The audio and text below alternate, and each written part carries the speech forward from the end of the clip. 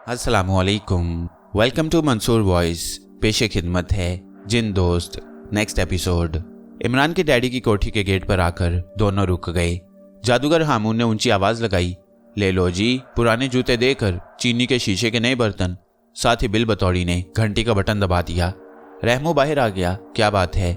जादूगर हामून ने कहा, भाईजान हम पुराने फटे पुराने जूते लेकर चीनी के शीशे के नए बर्तन देते हैं। घर में कोई फटे हुए जूते हैं तो हमें देकर चीनी के मर्तबान, शीशे के गिलास, जग ले लो। ये देखो कितना खूबसूरत सामान है हमारे पास। जादूगर हामून ने टोकरा नीचे रख दिया। बिल बतौड़ी बोली, भाईजान ऐसी कीमती शय और चीनी का सामान आपको फटे पुराने जूतों के बदले और कहीं से नहीं मिलेगा। रहमू बाबा ने जब देखा कि वाकई टोकरे में शीशे के बड़े शानदार वाटर सेट, चीनी के प्याले और डिनर सेट पड़े हैं तो उसका जी ललचा गया। उसने सोचा कि घर के स्टोर रूम में कितने ही पुराने जूते पड़े हैं, उन्हें देकर चीनी और शीशे के बर्तन ले लेगा। बेगम साहिबा आएंगी तो बड़ी खुश होंगी। रहमू जादूगर हामून और बिल बतौड़ी को कोठी के अंदर ले आया। उसने उन्हें वहीं बागीचे में बिठाया और अपनी कोठी में से उसे पुराने जूते लाकर दिए। जादूगर हामून ने जूतों के अंदर हाथ डालकर देखा, उसके अंदर सुलेमानी लॉकेट नहीं था।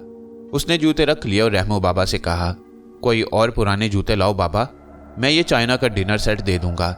रहमू ने कहा, स्टोर रूम में कुछ पुराने जूते पड़े हैं, मैं अभी लाता हूँ। रहमू स्टोर रूम की तरफ चला गया। जादूगर हामून ने बिल बतौड़ी से कहा, बिल बतौड़ी नासा चौड़ी, स्टोर रूम वाले जूतों में किसी न किसी जूते में सुलेमानी लॉकेट जरूर मिल जाएगा। बिल बतौड़ी ने घोड़े की तरह हिनहिना कर कहा, चलेडी ने भी यही कहा था कि स्टोर रूम के किसी जूते में नस्तूर ने लॉकेट छुपाया है। जादूगर ने बिल बतौड़ी को चुप रहने का इशारा किया। सामने से रहमू बाबा पुराने जूतों के 3 जोड़े उठाए चला रहा था। उसने जूते जादूगर हामून के सामने रख दिए। ये लो, इसके बदले में चाइना का डिनर सेट पूरे का पूरा लूंगा। बिल बतौड़ी ने कहा, जरूर ले लेना। जादूगर हामून जूतों में बारी बारी हाथ डालकर दिख रहा था। रहमू बाबा ने कहा, ये तुम जूते में हाथ डालकर क्या देखते हो? जादूगर हामून ने हंसकर कहा, मैं देखता हूं जी कि कहीं इसके अंदर कोई चूहा तो नहीं घुसा हुआ। रहमू भी हंस पड़ा। एक जूते में जादूगर हामून ने हाथ डाला तो अंदर रुमाल में लिपटा हुआ सुलेमानी लॉकेट मौजूद था। लॉकेट की सख्त गर्मी जादूगर को महसूस हुई। उसने जल्दी से हाथ बाहर निकाल लिया। रहमू बाबा ने पूछा, क्यों, क्या हुआ भाई? जादूगर ने खुश होकर कहा, अंदर चूहा है, उसने काटा है। तुम फिक्र न करो, घर जाकर मैं इस चूहे को मार दूंगा। ये लो तुम चाइना का डिनर सेट। बिल बतौड़ी भी समझ गई कि जूते में से हामून जादूगर को सुलेमानी लॉकेट मिल गया है। वो उठ खड़ी हुई। जादूगर हामून ने भी सुलेमानी लॉकेट वाले जूते का पांव उठा लिया और बोला, बाबा अब तुम ये सारे बर्तन ले लो, हमें इनकी जरूरत नहीं है, खुदा हाफिज। ये कहकर जादूगर हामून और बिल बतौड़ी टोकरा वहीं छोड़कर दौड़ते हुए कोठी से बाहर निकल गए। रहमू बाबा हैरानी से उन्हें देखता ही रह गया। दिल में कहने लगा, शायद ये दोनों पागल हो गए हैं। चलो अच्छा हुआ इतने ढेर सारे चीनी और शीशे के बर्तन मिल गए। बेगम साहिबा और साहब बड़े खुश होंगे, मुझे जरूर इनाम देंगे। ये सोचकर रहमू ने कीमती बर्तनों का टोकरा उठाया और किचन की तरफ ले गया। उसको मालूम ही नहीं था कि उसने नस्तूर जिन की ताकत वाला लॉकेट जादूगर और चुड़ैल के हवाले कर दिया है। बाहर आकर बिल बतौड़ी चुड़ैल ने चीख मारी और कहा, हामून सुलेमानी लॉकेट निकाल कर देख। जादूगर हामून ने एक मंत्र पढ़कर अपने ऊपर फूंका, फिर जूते में हाथ डालकर रुमाल में लिपटा हुआ सुलेमानी लॉकेट निकाला और खुशी से उछल पड़ी। सुलेमानी लॉकेट उसके कब्जे में आ गया। बोला, बिल बतौड़ी नासा जोड़ी, तेरी मक्कारी काम आ गई। अब हम इसे अभी इसी वक्त सामरी के पास लेकर जाते हैं और उसे इनाम पाते हैं। दरबार में सबसे ऊंची कुर्सियां हासिल करती हैं। बिल बतौड़ी भी खुशी से गर्दन हिला रही थी। बोली, चल गंजी खोपड़ी वाले हामून, चल मेरा हाथ पकड़। जादूगर हामून ने बिल बतौड़ी चुड़ैल का हाथ पकड़ा। दोनों ने कहकहा लगाया और दोनों गायब हो गए। ठीक उस वक्त हमारा दोस्त नस्तूर जिन दरिया के पुल के करीब गैबी हालत में हवा में उड़ता हुआ अपने दोस्त यमाक सांप को तलाश कर रहा था। अचानक उड़ते उड़ते नस्तूर को एक धचका सा लगा और वो नीचे आने लगा, बिल्कुल इसी तरह जिस तरह उड़ते उड़ते किसी जहाज का इंजन फेल हो जाए और वो गिरने लगे। नस्तूर भी उड़ते उड़ते एकदम से नीचे गिरने लगा। उसने हिम्मत करके अपने आप को संभाला और ऊपर को उठने की कोशिश की, मगर नीचे ही गिरता चला गया। वो गैबी हालत में था और किसी को उड़ते हुए नजर नहीं आ रहा था। अब वो नीचे भी गिर रहा था और नजर भी आने लगा था। नस्तूर जिनको पसीना आ गया, फौरन समझ गया कि उसका सुलेमानी लॉकेट दुश्मन के हाथ आ गया है और उसकी जिन्नाती ताकत खत्म हो रही है। नस्तूर उड़ते उड़ते एक दरिया के किनारे दरख्तों पर गिर पड़ा।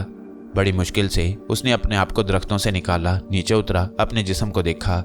उसने अपना शक दूर करने के लिए हाथ बुलंद करके चुटकी बजाई। इस तरह करने से वो गायब हो जाया करता था, मगर अब वो गायब न हो सका।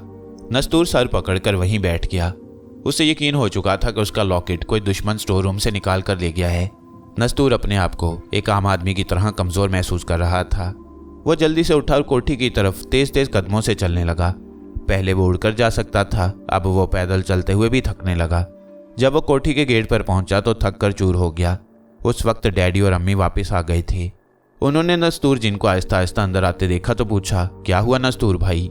नस्तूर ने डैडी के सवाल का कोई जवाब न दिया। वो सीधा स्टोर रूम में गया। अंदर जाकर उसने देखा कि सारे पुराने जूते गायब थे। वो जूता भी गायब था जिसमें नस्तूर ने अपना सुलेमानी लॉकेट छुपाया हुआ था। वो मायूसी के साथ डैडी और अम्मी के पास आकर बैठ गया। उसने पूछा, स्टोर रूम में जो पुराने जूते थे वो कहाँ गए? अम्मी ने कहा, वो तो रहमू बाबा ने देकर ढेर सारे शीशे और चीनी के बर्तन ले लिए हैं। रहमू बोला, हाँ जी, एक औरत और आदमी पुराने जूते लेकर इतने सारे कीमती बर्तन दे गए हैं। नस्तूर ने अपना सर पकड़ लिया और बोला, भाई, एक जूते में मैंने अपना सुलेमानी लॉकेट छुपाया हुआ था। वो दोनों मेरे दुश्मन सामरी जादूगर के आदमी थे। वो मेरा सुलेमानी लॉकेट ले गए हैं। डैडी, अम्मी और रहमू के मुंह लटक गए। मगर जो होना था वो हो गया था। नस्तूर ने रहमू से कहा, शम्मो कहाँ है? रहमू बोला, जी वो कोई 2 घंटे पहले मार्केट गई थी, अभी तक वापस नहीं आई। नस्तूर ने कहा, मैंने उसी के कहने पर लॉकेट जूते में छुपाया था। वो भी सामरी की कोई बदरू थी। मुझसे बड़ी गलती हो गई। अब मेरी ताकत खत्म हो चुकी है। मुझ पर सामरी के तिलिस्म का असर हो सकता है। सबको बड़ा दुख हुआ कि नस्तूर जिन की ताकत खत्म हो गई है, मगर कोई कुछ नहीं कर सकता था। नस्तूर कहने लगा, भाभी, सामरी के जादूगर और चुड़ैल ने यह घर देख लिया है। उन्हें पता चल चुका है कि मैं इस घर में रहता हूँ। सामरी मेरा दुश्मन है। अब वो मुझे अगवा करने की कोशिश करेगा और मैं उसका कुछ न बिगाड़ सकूंगा, इसलिए मैं यहाँ से जा रहा हूँ। डैडी ने कहा, मगर नस्तूर भाई, तुम कहाँ जाओगे? नस्तूर ने कुर्सी से उठते हुए कहा, यह मैं किसी को नहीं बता सकता कि मैं कहाँ जा रहा हूँ। नस्तूर ने नाक पर ऐनक दुरुस्त की और कोठी से बाहर चला गया। नस्तूर जिन को इस बात का एहसास था कि वो जिन नहीं रहा। उसके पास जिन्नों वाली ताकत भी नहीं रही। अब किसी भी वक्त किसी भी जगह उसका दुश्मन उस पर हमला कर सकता है। वो जानता था कि अगर सामरी उसे अगवा करके अपनी जादू नगरी में ले गया तो वहां से दुनिया की कोई ताकत उसे वापस ना ला सकेगी। नस्तूर चलता चलता शहर से बाहर निकल आया। एक वीरान जगह पर नस्तूर की नजर एक टूटे फूटे खंडर पर पड़ी। वो किसी ऐसे ही खंडर में उस वक्त तक छुपा रहना चाहता था जब तक कि वो लॉकेट वापस हासिल करने की कोई तरकीब नहीं सोच लेता। वो खंडर में दाखिल हो गया। ये एक पुराने मंदिर का खंडर था जो वीरान हो चुका था। दीवारों पर जो मूर्तियां बनी थी वो लोगों ने तोड़ फोड़ दी थी। खंडर के अंदर अंधेरा था। नस्तूर ने गौर से देखा, एक तंग जीना नीचे जाता था। नस्तूर जीना उतरने लगा। नीचे एक तंगो तारीख तहखाना आ गया। नस्तूर ने सोचा कि पनाह लेने के लिए ये अच्छी जगह है। वो अंधेरे में दीवार के साथ टेक लगाकर बैठ गया। उसको अपने दोस्त यामाक का ख्याल आ रहा था कि अगर इस वक्त वो होता तो जरूर उसकी मदद करता। दूसरी तरफ बिल बतौड़ी चुड़ैल और जादूगर हामून नस्तूर जिन का सुलेमानी लॉकेट लेकर सामरी के दरबार में पहुंच गई। सामरी ने सुलेमानी लॉकेट देखा तो बड़ा खुश हुआ। बिल बतौड़ी और जादूगर हामून को उसी वक्त इनाम इकराम भी दिया और दरबार में ऊंची कुर्सियों पर बिठा दिया। सामरी ने सुलेमानी लॉकेट अपने कब्जे में लिया। जादूगर हामून और बिल बतौड़ी बड़े खुश हुए और सामरी से इजाजत लेकर उसी वक्त नस्तूर को पकड़ने इंसानों की दुनिया की तरफ परवाज कर गई। लाहौर में आते ही दोनों गायब होकर कोठी में आ गए। यहाँ उन्होंने चारों तरफ देखा मगर नस्तूर जिन वहां नहीं था। यहाँ से उन्हें पता चला कि नस्तूर कोठी से जा चुका है। दोनों अपने घर में आ गए। जादूगर बोला, बिल बतौड़ी नासा छोड़ी, पता करो कि नस्तूर जिन कहाँ पर होगा। सारा शहर छान मारो। नस्तूर जहाँ कहीं भी हो उसे कब्जे में करके यहाँ ले आओ। अब तो वो तुम्हारे जादू का मुकाबला नहीं कर सकेगा। बिल बतौड़ी ने चीख मारी और कहा, अभी जाती हूँ। नस्तूर जिन जहाँ भी हुआ उसे पकड़ लाती हूँ। बिल बतौड़ी चुड़ैल गार से निकलते ही गायब हो गई और हवा में उड़ती हुई शहर के ऊपर चक्कर लगाने लगी कि जहाँ कहीं उसे नस्तूर नजर आ जाए वहीं उसे काबू कर ले। वो सारा दिन शहर के ऊपर उड़ती रही मगर उसे नस्तूर कहीं दिखाई ना दिया। जब रात हो गई तो बिल बतौड़ी गार में वापस आ गई कि अगले दिन फिर तलाश शुरू करेगी।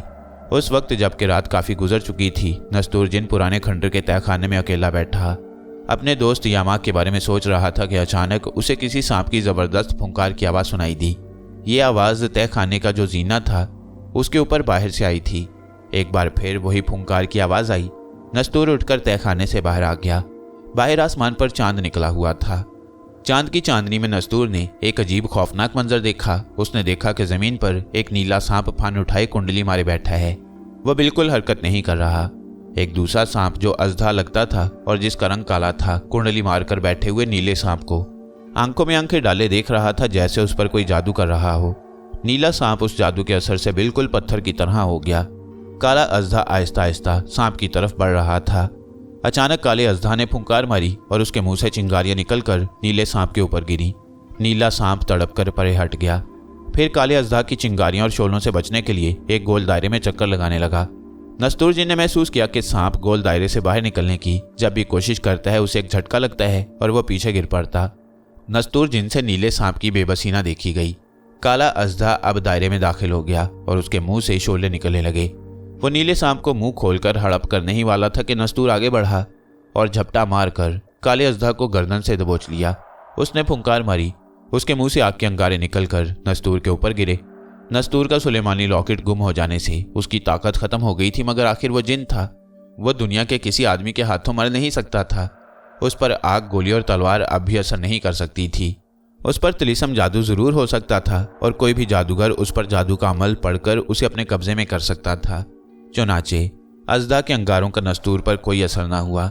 अजदा की गर्दन नस्तूर के दोनों हाथों में थी।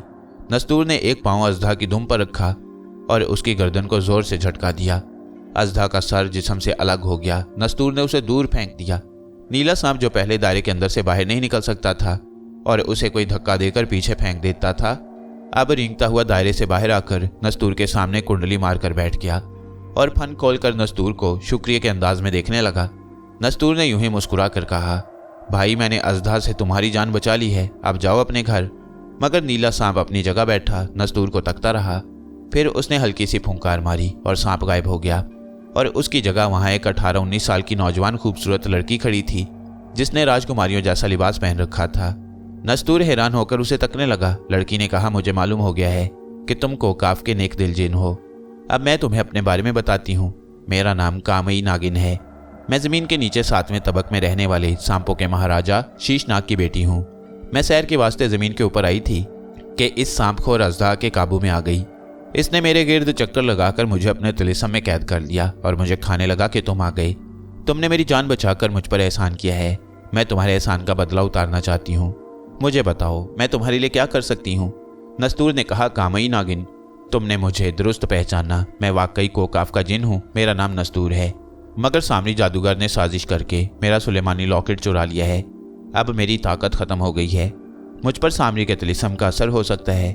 मैं उसके तिलिस्म से बचने के लिए इस खंडर में छुपा बैठा था कि मुझे अजदा के फुंकार की आवाज़ सुनाई दी और मैंने बाहर आकर देखा कि काला अजदा एक सांप को बेबस करके उस पर हमला कर रहा है। आगे जो कुछ हुआ तुमको मालूम ही है। अगर तुम मेरे लिए कुछ कर सकती हो तो सुलेमानी लॉकेट तलाश करने में मेरी मदद करो। कामई नागिन चांदनी में बड़ी खूबसूरत लग रही थी, मगर चूंकि वो नागिन थी इसलिए पलकें नहीं झपक रही थी। कहने लगी, नस्तूर आओ, मंदिर के चबूतरे पर बैठकर बात करती हैं। वो दोनों खंडर के चबूतरे पर आकर बैठ गए।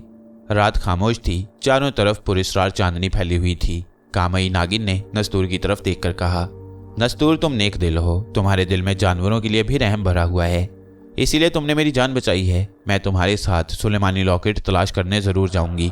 क्या तुम्हें यकीन है कि तुम्हारा लॉकेट सामरी जादूगर के पास है? नस्तूर बोला, हाँ मुझे यकीन है।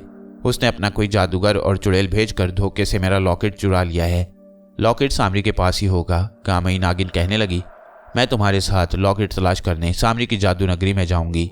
नस्तूर ने कहा, मगर सामरी जादूगरों और बदरूहों का बादशाह है। उसकी जादू नगरी में दाखिल होना कोई आसान काम नहीं है। उसकी नगरी के इर्द गिर्द तिलिस्मी शुआएं फैली रहती हैं। वो हमें जलाकर राख कर डालेंगी। कामई नागिन ने कहा, हमें खुदा पर भरोसा रखना चाहिए और हिम्मत नहीं हारनी चाहिए। हम जरूर कामयाब होंगे। नस्तूर ने बताया, कोकाफ से मेरा एक दोस्त यामाग भी मेरे साथ आया था, जो कोकाफ का सरदार सांप है। वो यहाँ आकर कहीं गुम हो गया है। मुझे उसकी भी तलाश है। कामई नागिन मुस्कुराई, कहने लगी, मैंने सुन रखा है कि कोकाफ में सांपों का एक सरदार है जिसका नाम यामाग है।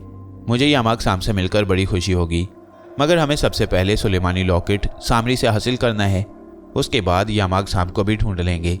नस्तूर बोला, ये ठीक है, मगर सामरी की जादू नगरी को कौन सा रास्ता जाता है मुझे तो ये भी मालूम नहीं।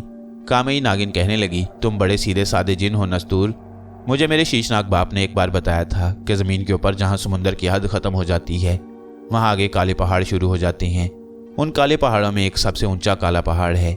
उस पहाड़ की चोटी पर से अगर हम उड़ते हुए ऊपर जाएं तो 7 रोज में सामरी की जादू नगरी में पहुंच जाएंगे। नस्तूर बोला, मैं तो सुलेमानी लॉकेट वापस लेने के लिए अपनी जान भी खतरे में डाल सकता हूँ, मगर मैं नहीं चाहता कि तुम अपनी जान मुसीबत में डालो। कामई नागिन ने कहा, तुमने मेरी जान बचाई है, अब मेरा फर्ज है कि मैं तुम्हारी खातिर अपनी जान की भी परवाह न करूं। मैं तुम्हारे साथ सामरी की नगरी में जरूर जाऊंगी। नस्तूर ने सोचा कि ये लड़की अगरचे नागिन है, मगर इसका किरदार कितना बुलंद है।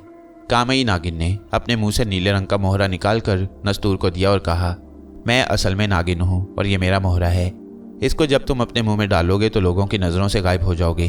तुम सबको देख सकोगे मगर तुम्हें कोई नहीं देख सकेगा। फिर तुम हवा में भी उड़ सकोगे। मैं लड़की से दोबारा नागिन की शक्ल इख्तियार करती हूँ। तुम मुझे अपने गले में लपेट लेना, उसके बाद मोहरा मुंह में डालकर गायब हो जाना। फिर तुम हवा में उड़ने लगोगे और हम सामरी की जादू नगरी की तरफ रवाना हो जाएंगे। नस्तूर ने नीला मोहरा ले लिया। कामई नागिन ने अपना मुंह आसमान की तरफ उठाया। उसके हलक से फुंकार की आवाज निकली और वो लड़की से दोबारा नागिन बन गई। नागिन बनकर भी वो लड़की की आवाज में नस्तूर से बातें करने लगी। नस्तूर, मुझे अपनी गर्दन में लपेट लो और मोहरा मुंह में डाल लो।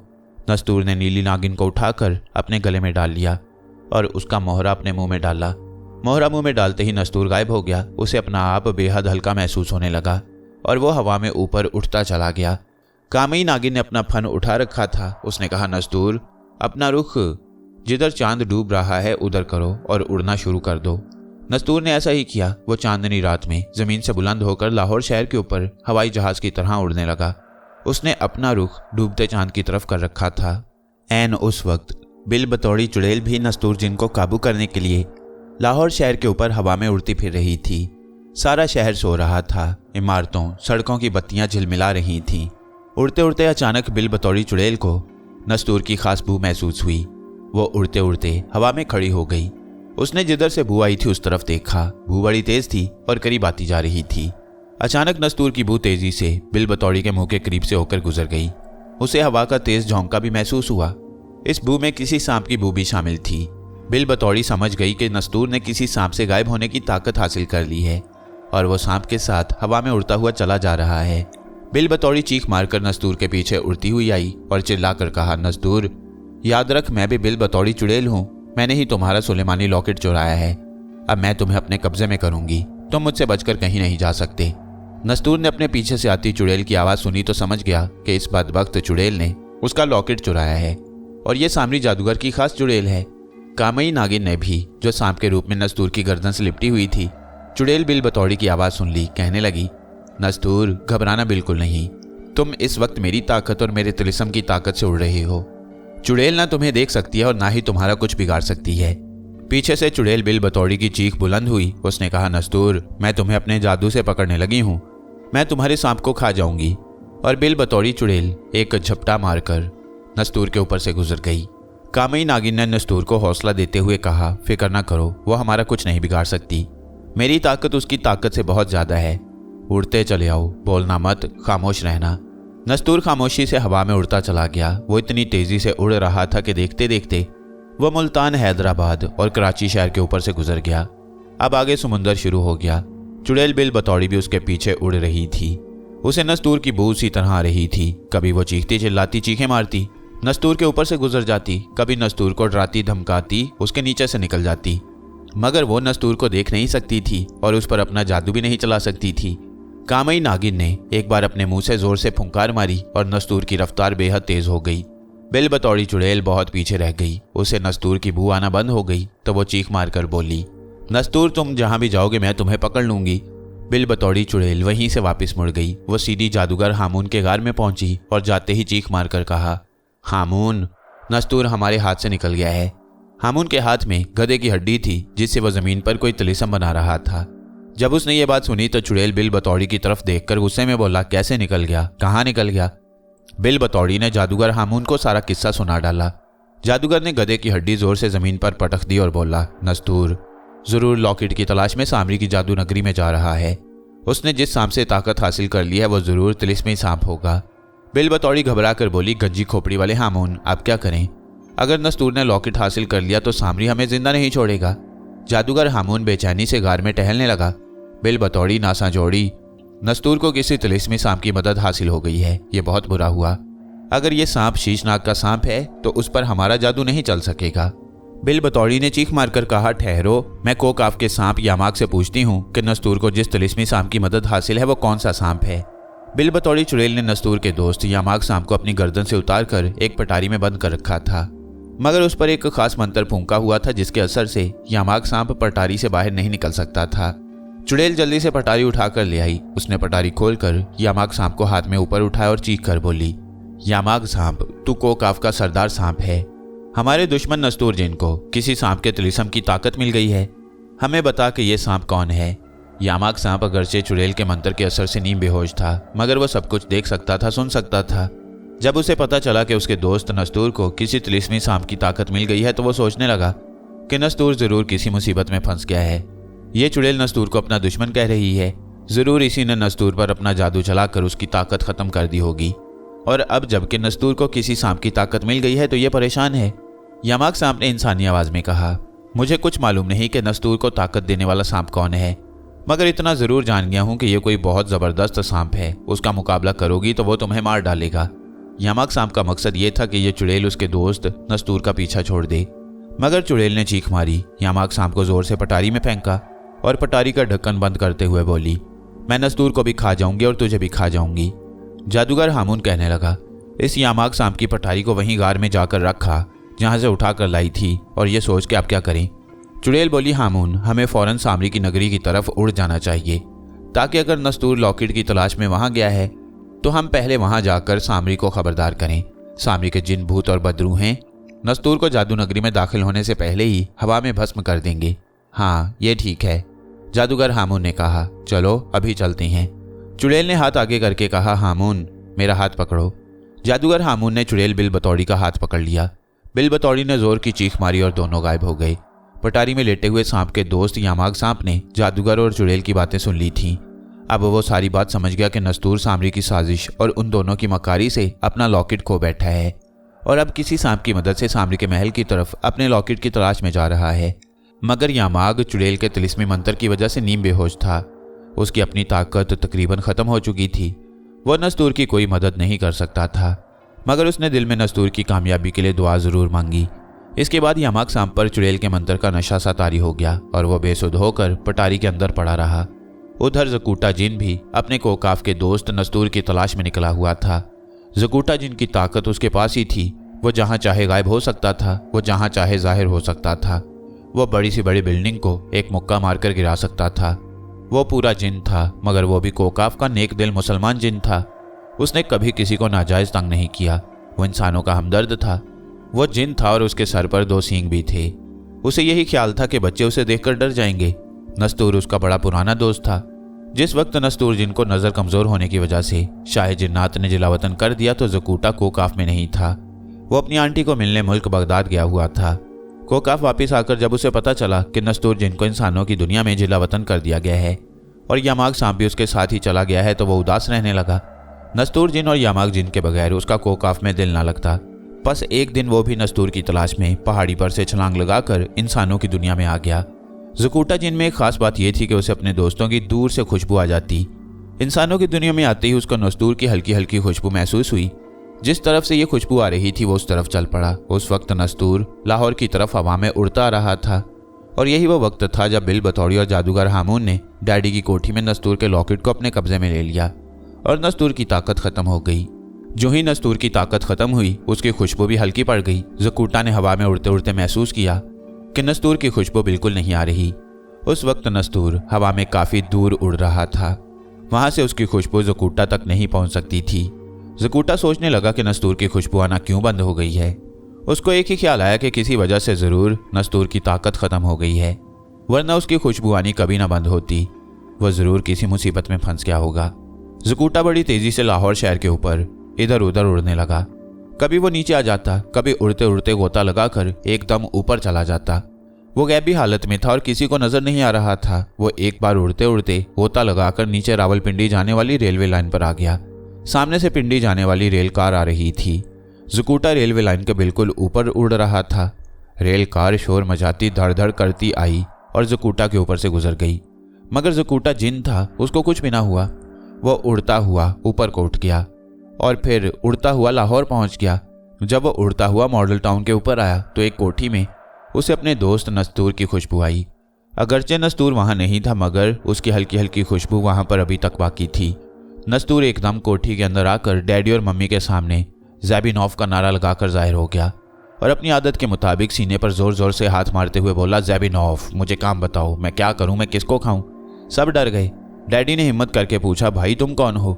जिन ने कहा, मैं ज़कूटा जिन हूँ, मैं कोकाफ से नस्तूर जिन को तलाश करने आया हूँ। वो मेरा दोस्त है, मुझे पता चला था कि वो यहाँ रहता है। ये कहकर ज़कूटा जिन ने दोनों हाथ सीने पर मारकर चीख कर कहा, मुझे काम बताओ, मैं क्या करूं, मैं किसको खाऊं?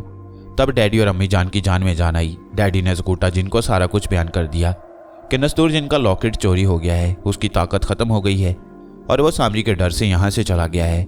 ज़कूटा जिन ने सीने पर 2-4 मुक्के मारकर नारा लगाया, ज़ेबिनॉफ, मैं अपने दोस्त की मदद करूंगा, मैं उसको तलाश करूंगा। और नारा मारकर ज़कूटा जिन गायब हो गया। अब उसे जादूगर और चुड़ैल की भी तलाश थी और अपने दोस्त नस्तूर जिन को भी ढूंढना था। तब उसे पता चल गया कि नस्तूर की खुशबू एकदम हल्की क्यों पड़ गई थी। जादूगर और चुड़ैल उसके दोस्त नस्तूर का लॉकेट ले उड़े थे। ज़कूटा दिल में बड़ा गुस्सा खा रहा था कि अगर कहीं उसे जादूगर और चुड़ैल मिल जाएं तो वो उनकी गर्दनें मरोड़ डालेगा और नस्तूर का सुलेमानी लॉकेट भी उससे छीन लेगा। मगर उसने जादूगर और चुड़ैल की शक्ल नहीं देखी थी, लेकिन उसे मालूम था कि जादूगर और चुड़ैलें एक दूसरे से मिलती जुलती होती हैं। जिस वक्त ज़कूटा जिन लाहौर शहर में अपने दोस्त नस्तूर को तलाश करता फिर रहा था, उस वक्त नस्तूर कामई नागिन गले में डाले याबी हालत में लाहौर से बहुत दूर, पाकिस्तान से बहुत दूर, समुंदर के ऊपर सामरी की जादू नगरी की तरफ उड़ता जा रहा था। ज़कूटा को यकीन था कि नस्तूर लाहौर शहर में ही कहीं छुपा हुआ है, क्योंकि जिनकी जब ताकत उससे छीन ली जाती है तो उसे हर वक्त डर लगा रहता है कि कोई जादूगर वगैरह उसको अपने कब्जे में ना कर ले। ज़कूटा ने फैसला किया कि वो अभी लाहौर शहर में ही रहकर नस्तूर को तलाश करेगा। नस्तूर कामई नागिन के साथ काले पहाड़ों की तरफ परवाज कर रहा था, मगर जादूगर हामून और चुड़ैल बिल बतौड़ी सामरी के महल में पहुंच चुके थे। उन्होंने जाते ही सामरी को हाथ बांधकर सलाम किया। जादूगर हामून ने अर्ज की, मेरे आका सामरी जी, हम आपको ये खबर देने आए हैं कि नस्तूर जिन अपना लॉकेट वापस लेने आपके महल की तरफ आ रहा है। सामरी गुस्से से सुर्ख हो गया। उसकी यह जुर्रत कि हमारे महल की तरफ आए, उसको इतनी ताकत किसने दी? उसकी ताकत लॉकेट में थी और लॉकेट हमारे पास है। बिल बतौड़ी चुड़ैल ने कहा, मेरे आका, लगता है कि नस्तूर को किसी सांप ने मदद दी है। कोई तिलिस्मी सांप है जिसने नस्तूर को गायब भी किया है और उसे उड़ाता हुआ इस तरफ आ रहा है। सामरी जादूगर ने जोर से जमीन पर पैर मारा। सारा महल लरस गया। उसकी आंखों से चिंगारियां फूटने लगीं। बोला, मैं नस्तूर और उसके सांप दोनों को कुचल कर रख दूंगा। सामरी ने ताली बजाई। उसी वक्त लंबे लंबे सींगों वाले 2 भूत हाजिर हो गए। सामरी ने हुक्म दिया, जाओ और हमारे महल और हमारी जादू नगरी के चारों तरफ आतिशी भूतों और सांस पी जाने वाली बदरूहों को बता दो कि हमारे मुल्क पर हमला करने दुश्मन चला रहा है, उसको वहीं कुचल कर रख दो। दोनों भूतों ने नोकीले दांत निकाल कर कहा, जो हुक्म हमारे आका। भूत गायब हो गए। सामरी ने जादूगर और चुड़ैल बिल बतौड़ी से कहा, मेरे जिन और भूत और बदरूहें नस्तूर को यहाँ आते ही खत्म कर देने के लिए काफ़ी हैं। तुम दोनों ज़मीन पर इंसानों की दुनिया में जाओ और ख़बरदार रहो, कोकाफ से नस्तूर की मदद को दूसरे जिन भी आ सकती हैं। जो ही उनमें से कोई जिन आए उसे वहीं हलाक कर डालो। जादूगर हामून ने कहा, ए जादूगरों के बादशाह, आप बेफिक्र हैं, अब कोकाफ का कोई जिन मुझसे बचकर नहीं जा सकता। चलो बिल बतौड़ी और जादूगर हामून ने झुककर सामरी को सलाम किया और इजाज़त लेकर गायब हो गए। दूसरी तरफ नस्तूर गायब होकर अपने सुलेमानी लॉकेट की तलाश में सामरी की जादू नगरी की तरफ उड़ा जा रहा था। कामई नागिन सांप के रूप में उसकी गर्दन में लिपटी हुई थी। ज़कूटा जिन लाहौर शहर में अपने दोस्त नस्तूर और सांप जिन यामाक की तलाश में था। उसको जादूगर हामून और चुड़ैल की भी तलाश थी ताकि उनसे नस्तूर का सुलेमानी लॉकेट हासिल करके उनकी गर्दनें मरोड़ दे। सांप जिन यामाक सांप के रूप में जादूगर हामून के गार में पटारी में बंद था। उसका मन का बूढ़े सपेरे ने निकाल लिया था, जो शहर के इर्द गिर्द बीन बजा बजाकर यामाक को ढूंढता फिरता था, क्योंकि यामाक सांप की मदद के बगैर सपेरा जमीन के खजाने हासिल नहीं कर सकता था। जादूगर हामून और बिल बतौड़ी चुड़ैल भी इंसानों की दुनिया लाहौर में वापस आकर अपने गार में बैठे नया मंत्र तैयार कर रहे थे, ताकि अगर कोकाफ से कोई दूसरा जिन आए तो उस पर फूंक कर उसे वहीं ख़त्म कर दें। नस्तूर और कामई नागिन काले पहाड़ों पर पहुंच गए।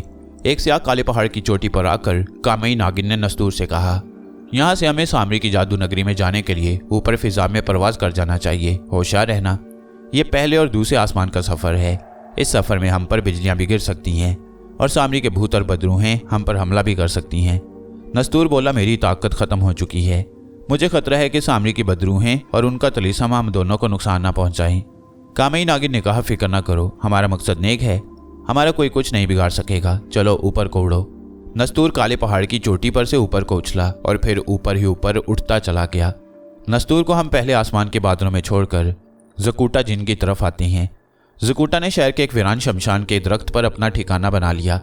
वो सारा दिन शहर में नस्तूर और यामाक को तलाश करता और जब रात का अंधेरा छा जाता तो शमशान वाले दरख्त पर आकर बैठ जाता। शमशान वो जगह होती है जहाँ हिंदू अपने मुर्दों को जलाती हैं। वो मुर्दे को एक चबूतरे पर लिटाकर उसके ऊपर लकड़ियाँ डाल देती हैं, फिर आग लगा देती हैं। मुर्दा जलकर राख हो जाता है तो मुर्दे के रिश्तेदार दूसरे रोज आकर राख में से मुर्दे की हड्डियाँ एक मर्तबान में डालकर ले जाती हैं और दरिया में बहा देती हैं। उस रात ज़कूटा शमशान के दरख्त पर खामोश बैठा हुआ था कि अचानक चीख की आवाज़ आई। ये आवाज़ किसी औरत की थी। वो मदद के लिए पुकार रही थी। मुझे बचाओ, मुझे आग ना लगाओ, मुझे बचाओ, मुझे आग लग गई है। ज़कूटा जल्दी से दरख्त पर से नीचे आ गया। क्या देखता है कि एक औरत शोलों में लिपटी हुई है, उसका सारा जिस्म जल रहा है। ज़कूटा उसकी तरफ दौड़ा। ज़कूटा इंसानों का हमदर्द जिन था। ये कैसे हो सकता था कि एक औरत जल रही हो और वो उसकी मदद ना करे। औरत शोलों में तड़प रही थी। ज़कूटा ने जोर से नारा लगाया, ज़ैबिनॉफ। नारा लगाते ही ज़कूटा ने औरत की तरफ हाथ का इशारा किया। एकदम से औरत पर बारिश होने लगी और उसकी सारी आग बुझ गई। औरत बेहोश होकर गिर पड़ी। ज़कूटा ने उसको ज़मीन पर से उठाकर चबूतरे पर लिटा दिया। चांदनी रात में उस औरत का जिस्म जलकर स्याह हो चुका था और बड़ा भयानक लग रहा था। औरत की आंखों के सुराख ही बाकी रह गए थे। मगर अब ऐसा हुआ कि एकदम से औरत में जैसे जान पड़ गई। उसकी आंखें वापस आ गईं, जिस्म भी ठीक हो गया। वो उठकर बैठ गई और ज़कूटा का शुक्रिया अदा करते हुए बोली, मेरे भाई, मैं किस जुबान से तुम्हारा शुक्रिया अदा करूं? मैं कई सौ साल से कभी कब्रिस्तान में और कभी शमशानों में किसी ऐसे शख्स को तलाश करती फिर रही थी जो मुझे आग के अजाब से निजात दिलाए। आखिर तुमने मुझे आग के अजाब से बचा लिया। ज़कूटा ने कहा, बहन, मैं इंसान नहीं, कोकाफ का इंसानों का हमदर्द जिन हूँ। औरत मुस्कुराई, कहने लगी, मुझे मालूम हो चुका है कि तुम इंसान नहीं हो बल्कि कोई जिन हो। मैं तुम्हारा शुक्रिया अदा करती हूँ। अब मुझे बताओ कि मैं तुम्हारी क्या मदद कर सकती हूँ। ज़कूटा ने कहा, मैं भी समझ गया हूँ कि तुम कोई दूसरी मखलूक हो। मुझे सिर्फ इतना बता दो कि मेरा दोस्त नस्तूर जिन और सांप जिन यामाक कहाँ है, या फिर मुझे सिर्फ इतना बता दो कि मेरे दोस्त नस्तूर का सुलेमानी लॉकेट कहाँ है। औरत कहने लगी, नस्तूर जिन, यामाक सांप जिन और सुलेमानी लॉकेट का पता लगाना मेरे इख्तियार से बाहर है। मैं तुम्हें काली देवी के पास लिए चलती हूँ, वो शायद तुम्हें कुछ बता सके। मेरे साथ आओ। पुलिसवार औरत ज़कूटा को साथ लेकर गायब हो गई। वो उसे जंगल में ले गई जहाँ एक दरख्त के साथ दो खोपड़ियाँ लटक रही थीं। पुलिसवार औरत ने एक मंत्र पढ़कर फूंका और बुलंद आवाज में कहा, ऐ काली देवी, मैं तेरी दासी हूँ, मुझ पर जाहिर हो। एक बिजली सी चमकी और ज़कूटा ने देखा कि सामने एक ऊंची लंबी औरत खड़ी थी जिसका रंग स्याह था। उसके 4 हाथ थे और जुबान बाहर लटकी हुई थी। ज़कूटा दिल में खुदा से ऐसी भयानक मखलूक से पनाह मांगने लगा। काली देवी ने कहा, मुझे किस लिए बुलाया गया है? पुलिसवार औरत ने कहा, काली देवी, इस जिन ने मेरी जान बचाई है, मैं इसकी मदद करना चाहती हूँ। इसे बताओ कि इसके दोस्त नस्तूर और यामाग और सुलेमानी लॉकेट कहाँ पर है। काली देवी ने घूर कर ज़कूटा की तरफ देखा, करख्त आवाज में पूछा, क्या तुम मुसलमान जिन हो? ज़कूटा ने सीने पर हाथ रखकर कहा, अल्हम्दुलिल्लाह, मैं मुसलमान जिन हूँ। काली देवी ने कहा, अगर तुम मेरे आगे सजदा करो तो मैं तुम्हें सब कुछ बता दूंगी कि तुम्हारे दोस्त कहाँ हैं और सुलेमानी लॉकेट कहाँ है और तुम उसे कैसे हासिल कर सकती हो। ज़कूटा का खून खौल उठा। उसने जोश में आकर कहा, ज़कूटा मुसलमान है, अल्लाह और नबी पाक का मानने वाला है, उसका सर सिर्फ खुदा के हजूर झुक सकता है। तुम कौन हो और तुम्हारी हकीकत क्या है? मैं अभी तुम्हें इस गुस्ताखी का मजा चखाता हूँ। इसके साथ ही ज़कूटा ने जोर से नारा लगाया, ज़ैबिनॉफ। बिजली कड़की और काली देवी के जिस्म को आग लग गई। वो चीखती चिल्लाती गायब हो गई। पुलिसवार औरत भी ज़कूटा की ताकत देखकर डर गई। ज़कूटा ने पुलिसवार औरत से कहा, तुम मत डरो, मैं तुम्हें कुछ नहीं कहूँगा। उस काली देवी ने मेरे दीन इस्लाम की शान में गुस्ताखी की थी, उसकी सजा उसे मिल गई। मैं खुद अपने दोस्तों को तलाश कर लूँगा, मेरा खुदा मेरी मदद करेगा। और ज़कूटा नारा मारकर गायब हो गया। ज़कूटा ने शमशान वाले दरख्त पर रहना छोड़ दिया। वो शहर से बाहर एक पुरानी मस्जिद के करीब एक दरख्त पर आकर रहने लगा।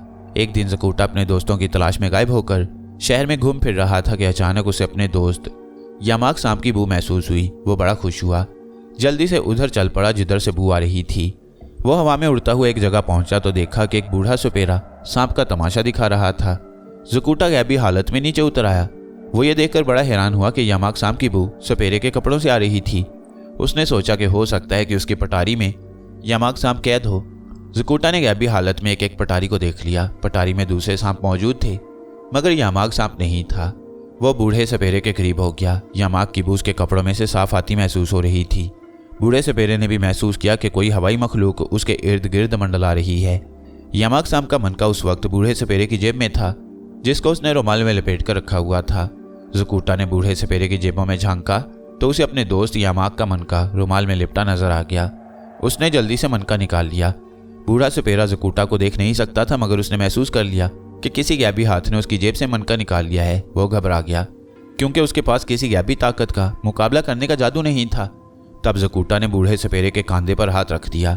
बूढ़े सपेरे को इतना बोझ महसूस हुआ जैसे किसी ने उसके कंधे पर 10 शेर का वजन रख दिया हो। सपेरा अपनी जगह पर सुन्न होकर रह गया। जकूटा ने इंसानी आवाज में पूछा, सपेरे, मेरे दोस्त यामाक साम का मनका तूने कहाँ से लिया? जल्दी बता, नहीं तो मैं अभी तेरी गर्दन मरोड़ता हूँ। जकूटा, जिनकी गैबी आवाज सुनकर सारे तमाशा देखने वाले डर कर भाग गए। वहां सिर्फ सपेरा और जकूटा ही रह गए।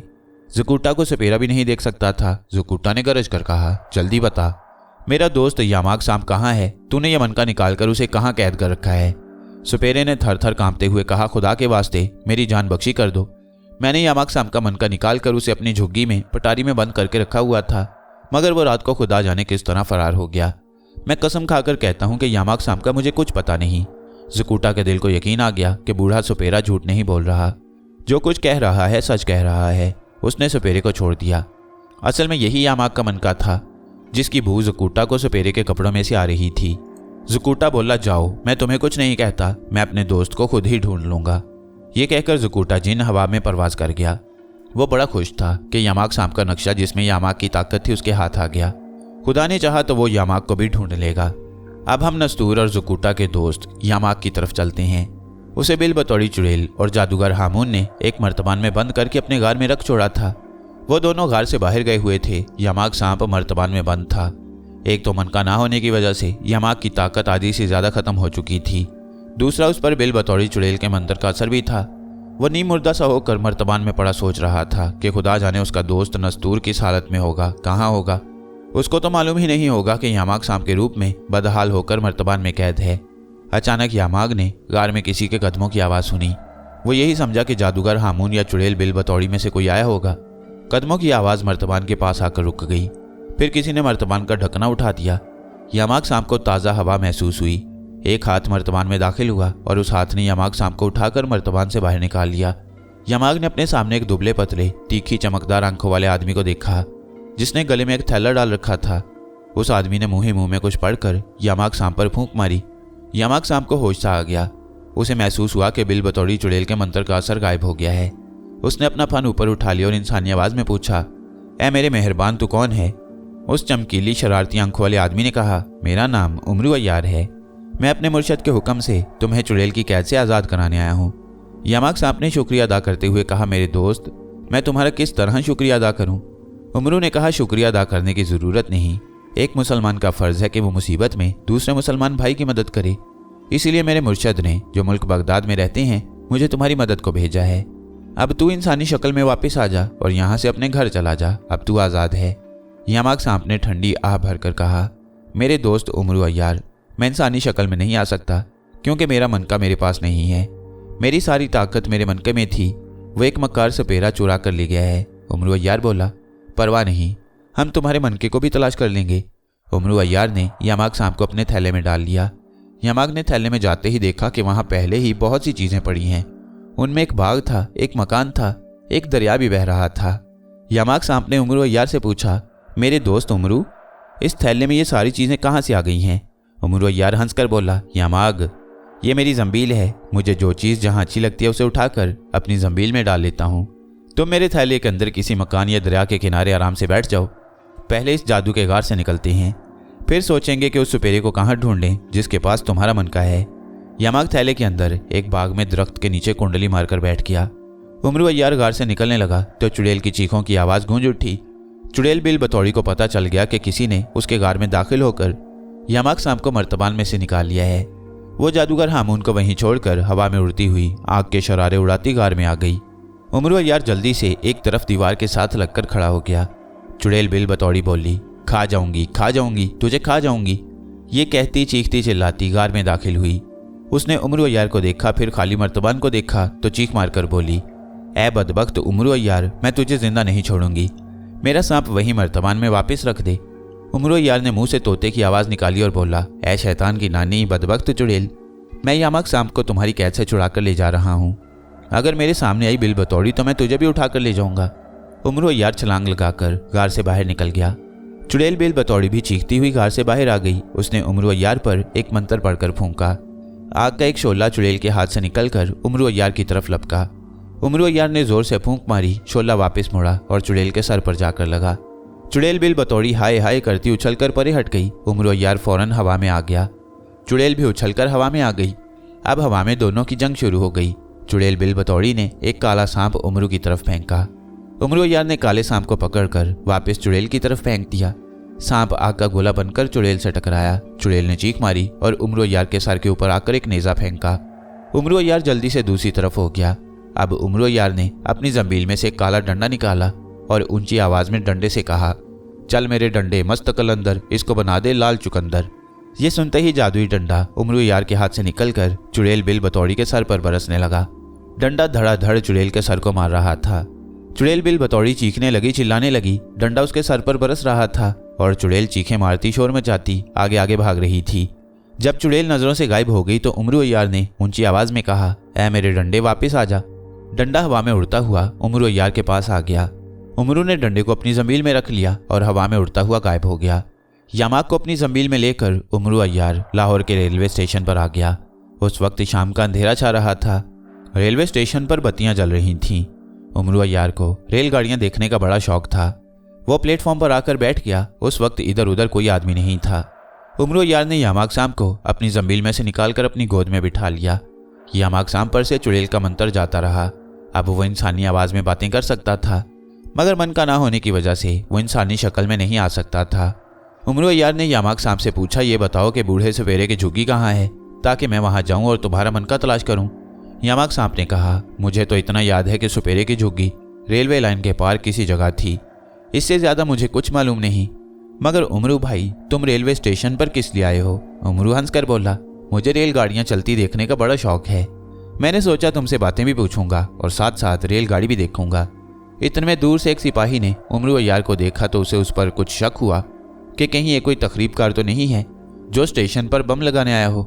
सिपाही को अपनी तरफ आता देखकर उमरू अय्यार ने जल्दी से यामाग सांप को अपनी जंबील में छुपा लिया। सिपाही उमरू अय्यार के करीब आ गया। उसने पूछा, कौन हो भाई तुम, यहाँ क्या कर रहे हो? उमरू अय्यार ने कहा, भाईजान मैं मुसलमान हूँ, मेरा नाम उमरू है, मैं यहाँ गाड़ियाँ देखने आया हूँ। सिपाही ने उमरू को घूर कर देखा और मजाक उड़ाते हुए बोला, अच्छा तो तुम छोटे से बच्चे हो जो रेलगाड़ियाँ देखने आ गए हो। उमरू अय्यार ने कहा, दरअसल भाई साहब मुझे रेलगाड़ियाँ देखने का बड़ा शौक है। सिपाही ने डंडे से उमरू अय्यार के गले में पड़ी हुई जंबील को दबाते हुए पूछा, इस थैले में क्या है? जरूर तुमने कोई बम इसमें छुपाया हुआ है। उमरू अय्यार ने थैले का मुंह खोलकर कहा, संतरी भाई खुद देख लो, इसमें कोई बम नहीं है। सिपाही ने थैले में झांका तो उसका सर चकरा गया, आंखें फटी की फटी रह गईं। थैले में कहीं दरिया बह रहा था, कहीं ऊंचे ऊंचे पहाड़ थे, कहीं कोई बिल्डिंग थी तो कहीं शॉपिंग प्लाजा था। एक सांप भी दरख्त के नीचे कुंडली मारकर बैठा हुआ था। सिपाही ने खौफ खाकर जल्दी से सर थैले से बाहर निकाल लिया और उसके चेहरे पर दहशत फैली हुई थी। उमरू अय्यार ने कहा, संतरी जी मैंने कहा था ना कि थैले में कोई बम नहीं है। अब आपने अपनी आंखों से देख लिया कि थैले में बम नहीं। सिपाही से दहशत के मारे बात नहीं हो रही थी। डरते डरते उसने उमरू अय्यार से पूछा, तुम कोई जिन हो क्या? उमरू अय्यार ने हंसकर मुंह से तोते की आवाज निकाली और कहा, नहीं संतरी जी, ना मैं जिन हूं ना कोई भूत हूं, ना मैं गन्ना हूं ना मैं शहतूत हूं, मैं तो सीधा सादा इंसान हूं, मैं तोता हूं तोता। और उमरू अय्यार गायब हो गया।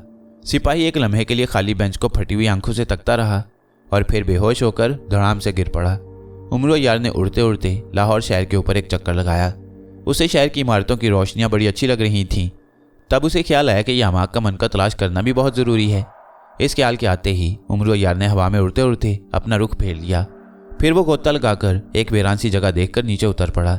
उसने इंसान की शक्ल इख्तियार की और जंबील में से यामाग सांप को निकाल कर पूछा, यामाग तुम्हें कुछ अंदाजा तो होगा कि सुपेरे की झुग्गी रेलवे लाइन से कितनी दूर थी? यामाग सांप ने कोई जवाब न दिया। उसने फन खोल लिया और बेचैनी से इधर उधर गर्दन घुमाकर फिजा में कुछ सूंघने की कोशिश कर रहा था। उमरू अय्यार ने कहा, तुमने मेरे सवाल का जवाब नहीं दिया यामाग। यामाग ने इंसान की आवाज़ में कहा, दोस्त मुझे हवा में अपने मनके की खुशबू आ रही है। उमरू अय्यार एकदम चौकस हो गया। किस तरफ से आ रही है? उसने यामाग से पूछा। यामाग सांप ने एक तरफ अपना फन उठा लिया और बोला, उन दरख्तों की तरफ से आ रही है। ठीक है वहां चलते हैं, उमरू अय्यार ने कहा। यामाग ने कहा, मुझे अपनी कलाई में लपेट कर उन दरख्तों की तरफ आहिस्ता आहिस्ता चलो। उमरू अय्यार ने यामाग सांप को अपनी कलाई के गिर्द लपेट लिया। और गायब होकर हवा में आहिस्ता आहिस्ता दरख्तों की तरफ उड़ने लगा। जो जो दरख्त करीब आ रहे थे, यामाग सांप को अपने मनके की खुशबू ज्यादा आने लगी थी। जैसे दरख्तों का झुंड करीब आया, यामाग सांप ने उमरू अय्यार से कहा, नीचे उतरो, इन दरख्तों में मेरा मनका मिल जाएगा, यहाँ से मनके की तेज खुशबू आ रही है। उमरू अय्यार दरख्तों के नीचे आ गया। दरख्तों में से एक दरख्त पर ज़कूटा जिन ऊँग रहा था। उसने उमरू अय्यार की आवाज़ सुनी तो नीचे देखा। उसने एक अजीब किस्म के दुबले पतले आदमी को बत्तख की तरह चलते देखा तो वहीं दरख्त पर बैठे बैठे खंकार कर कहा, कौन हो तुम? उमरू अय्यार ने ऊपर दरख्त में देखा तो फौरन समझ गया कि ये कोई इंसान नहीं, कोई हवाई मखलूक है। झट तोते की आवाज़ निकालकर बोला, मैं चौकीदार हूँ, ये देखने आया हूँ कि यहाँ कोई चोर उचक्का तो नहीं छुपा बैठा। तुम बताओ तुम कौन हो? यामाग सांप फौरन ज़कूटा जिन की आवाज़ पहचान गया। उसने चिल्लाकर कहा, ज़कूटा ज़कूटा, मैं यामाग हूँ। ज़कूटा ने अपने कोकाफ के दोस्त यामाग की आवाज़ सुनी तो दरख्त की शाख पर से उमरू अय्यार के ऊपर छलांग लगा दी। उमरू अय्यार के ऊपर गिरा। उमरू की टोपी गिर पड़ी। उसने टोपी उठाकर झाड़ी। वाह भाई यामाग, तुम्हारा चौकीदार दोस्त कहाँ से निकल आया? ज़कूटा जिन ने उमरू अय्यार की कलाई से यामाग सांप को छीन लिया और उसे चूम कर बोला, अरे यामाग मेरे यार, तू तो मिल गया। अब बता कि हम दोनों का दोस्त नस्तूर कहाँ है? फिक्र न कर, तेरा मनका मेरे पास ही है, मैंने सपेरे से वापस ले लिया था। यामाग सांप ने कहा, अल्लाह का शुक्र है कि मेरा मनका मिल गया। मैं अब इंसानों की शक्ल में वापस आना चाहता हूँ, लाओ जल्दी लाओ मनका। ज़कूटा ने जेब से मनका निकाला और यामाग सांप के मुंह में डाल दिया। मनका मुंह में जाते ही यामाग सांप ने इंसानी शक्ल इख्तियार कर ली। ज़कूटा और यामाग सांप दोनों एक दूसरे से गले मिले। ज़कूटा ने उमरू अय्यार की तरफ इशारा करके कहा, ये तोता कौन है? उमरू अय्यार ने गुस्सा खाकर कहा, मैं तोता नहीं, तोते का मामू हूँ। यामाग बोला, ज़कूटा दोस्त, ये उमरू अय्यार है, इसी ने तो मुझे जादूगर और चुड़ैल बिल बतौड़ी की कैद से आज़ाद कराया है। ज़कूटा ने उमरू अय्यार से जोर से हाथ मिलाया। उमरू भाई माफ़ कर देना, मैंने तोता इसलिए कहा था कि तुम तोते की तरह बोले थे।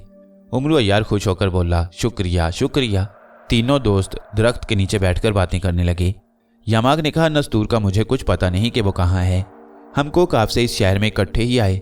नस्तूर को एक पार्क में छोड़कर मैं शहर के बारे में मालूमात हासिल करने गया तो बदकिस्मती से एक चालाक सपेरे के कब्जे में आ गया।